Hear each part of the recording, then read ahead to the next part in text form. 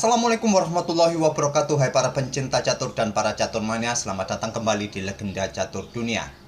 Di matchday kedua tadi malam kawan, Wesley So sempat menyeimbangkan kedudukan dalam permainan rapid setelah sehari sebelumnya Wesley So kalah dari Ali Reza di matchday pertama babak quarter final.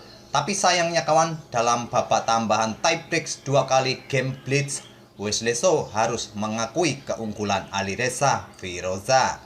Wesley So bermain remis pada game blitz pertama, tapi pada game blitz kedua kawan, Wesley So tumbang. Kali ini kita tidak akan mengulas game kemenangan Ali Reza kawan, tapi kita akan lihat game dari Wesley So versus Ali Reza pada game rapid ketiga mereka. Dan game ini cukup menarik kawan untuk kita lihat, dan langsung saja kita ke atas papan. Pada game ketiga permainan rapid di matchday kedua ini kawan, Wesley So pegang putih, bermain dengan pion E4 dibalas dengan pion E5, kuda F3, kuda C6, gajah C4, pembukaan Italia dibalas dengan kuda F6, pertahanan 2 kuda oleh Ali Reza Firoza. Dan di sini Wesley So tidak tertarik bermain dengan Fried Liver Attack kawan untuk menyerang pion F7 ini. Tapi Wesley So melanjutkan dengan pion D3, selanjutnya gajah hitam C5, dan Wesley So memutuskan rokade di langkah kelima. Ali Reza masih bermain dengan pion pusat dengan pion D6 membuka diagonal peta terang bagi pengembangan gajah terangnya. Wesley So melanjutkan dengan pion C3, persiapan untuk pion D4 nanti kawan, dibalas dengan pion A6 memberikan ruang bagi gajah untuk ditarik mundur ke peta A7 bila diperlukan, dan dibalas dengan langkah gajah G5 mengepin kuda, dibalas pion H6, gajah mundur ke H4, dan gajah hitam mundur ke A7. Wesley So bermain dengan pion A4, selanjutnya dibalas dengan pion G5, gajah mundur ke G3. Di sini Ali Reza memutuskan rokade pendek, dan Wesley So melanjutkan pengembangan kuda B ke D2, kuda hitam mundur ke H7. Mungkin memberikan tempat bagi menteri untuk ke peta F6 nanti, atau mungkin memberikan jalan bagi pion di beberapa langkah berikutnya didorong maju ke peta F5 mungkin kawan. Sebelum mungkin raja hitam bergerak terlebih dahulu ke peta G7 atau ke peta H8 untuk menghindari diagonal terang yang sudah dikontrol oleh gajah putih ini. Dan di sini Wesley menggeser rajanya ke H1 untuk menghindari diagonal gelap, menghindari pimpinan dari gajah hitam ini. Dan di sini kawan, sebetulnya ada satu game sebelumnya sama persis diagramnya seperti ini, memainkan raja ke H1 di langkah ke-11 ini. Tapi langkah-langkah pada awal pembukaan atau urutannya agak sedikit berbeda kawan. Jadi saya anggap raja putih bergeser ke peta H1 ini adalah game baru yang belum pernah dimainkan sebelumnya di langkah ke-12 ini. Di sini Ali Reza menggeser rajanya juga untuk menghindari pimpinan dari gajah putih ke peta G7.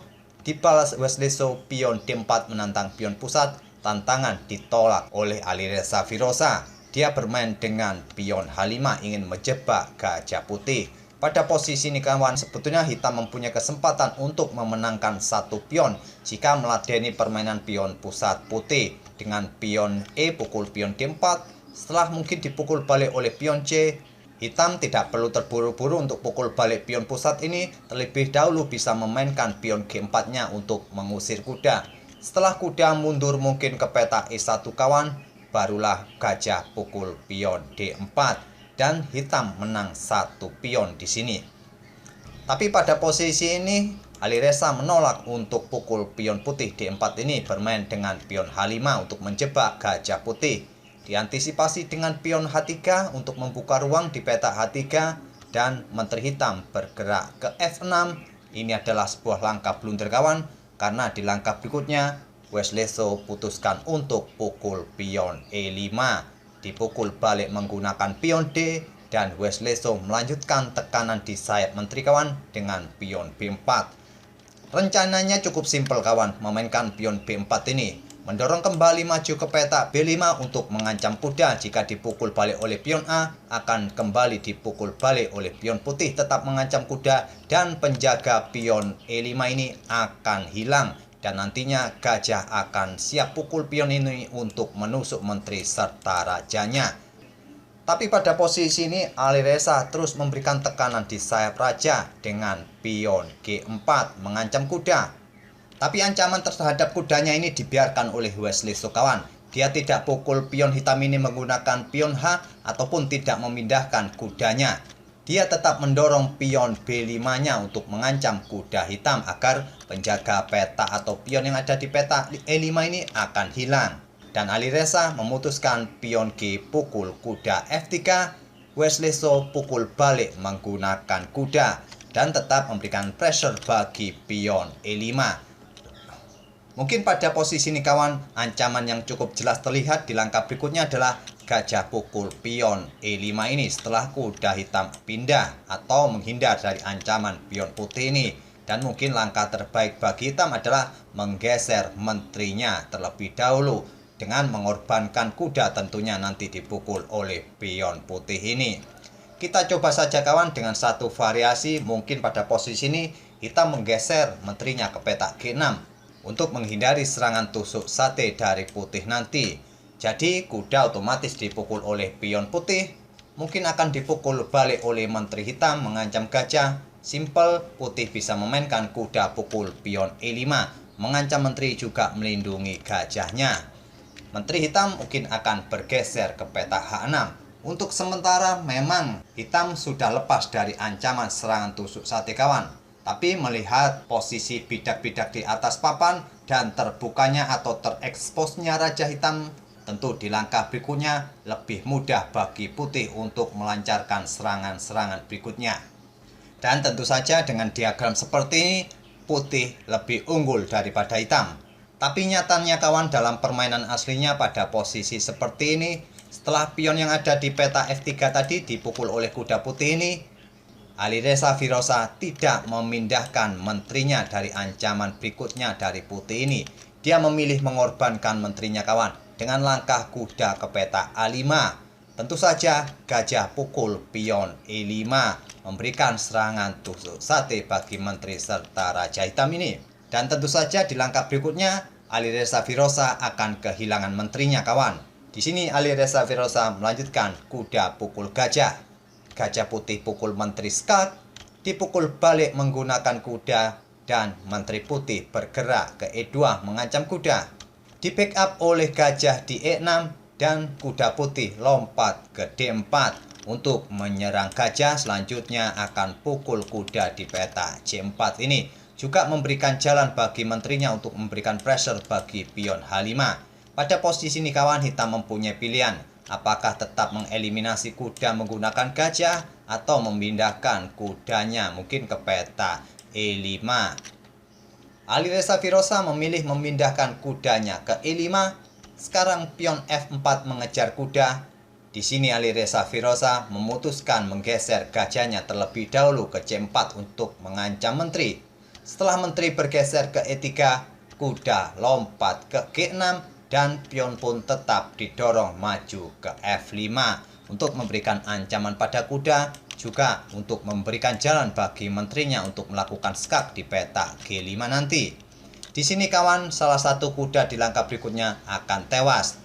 Di sini Alireza Firoza memutuskan gajah pukul beteng F1 dipukul balik oleh beteng putih dan beteng A digeser ke E8 untuk memberikan pressure bagi pion E4. Kenapa kuda ini tidak dipindah kawan oleh Alireza? Karena percuma kawan, jika pada posisi ini tadi kuda ini berusaha dipindah ke peta E5 mungkin, selanjutnya menteri hitam akan ke G5 skak dan kuda yang ada di peta F6 pun akan tewas. Jadi Alireza tadi menggeser beteng A bergeser ke E8 dan sekarang pion pukul kuda G6 dipukul balik oleh pion F dan Wesley So melanjutkan dengan pion E5 mengancam kuda. Dan Alireza pada posisi ini kawan tidak memindahkan kudanya. Dia memilih pion A pukul pion B5. Kenapa Alireza pada posisi ini tidak memindahkan kudanya kawan dari ancaman pion ini? Padahal mempunyai tempo untuk menyerang menteri ke peta D5. Tapi kemungkinan putih akan menjawab dengan langkah beteng pukul beteng. Jika kuda pukul menteri, beteng akan pukul beteng hitam.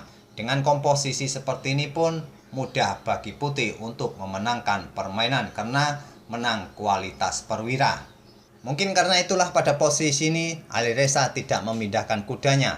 Dia bermain dengan pion A pukul pion B5, pion pukul kuda skak, dan dipukul balik oleh beteng hitam. Menteri pukul beteng hitam pukul beteng putih skak, raja ke H2, dan gajah pukul kuda dipukul balik oleh pion. Sekarang pion B pukul pion A4. Menteri putih bergerak ke E5 skak, raja bergeser, menteri pukul pion C7, dan pion B5 lanjut Alireza. Tapi tentu saja kawan, dengan komposisi seperti ini Alireza sudah kehilangan harapan untuk memenangkan permainan atau berpikir untuk berakhir remis. Menteri putih ke B8, persiapan eliminasi pion di lajur B, pion A3, menteri pukul pion, dan beteng bergeser ke F4 untuk mengeliminasi pion putih ini. Tapi pion ini tidak coba di backup kawan. Wesley So hanya memainkan menterinya ke petak B8. Jika beteng hitam ini pukul pion, selanjutnya menteri putih akan bergeser ke petak H8 untuk skak dan mendapatkan beteng hitam. Di sini Alireza memainkan betengnya ke F7. Tapi selepas langkah beteng ke petak F7 ini kawan, Alireza Firoza pun menyerah sebelum Wesley So membuat langkah. Itulah kawan permainan antara Wesley So versus Alireza Firoza pada game ketiga dalam permainan rapid di matchday kedua babak quarter final tadi malam. Dan pada game keempatnya Wesley So kembali menang kawan, sehingga memaksa permainan ke babak tiebreak 2 kali game blitz. Tapi dalam permainan game blitz, di game pertama mereka bermain remis, pada game kedua blitz Wesley So kalah, sehingga Alireza Firoza pun lolos ke babak semifinal yang nanti akan bertemu dengan Vladislav Artemiev. Semoga permainan kedua pemain tadi bisa menghibur kawan-kawan di sore ini dan kita akan bertemu di video-video berikutnya. Terima kasih. Wassalamualaikum warahmatullahi wabarakatuh.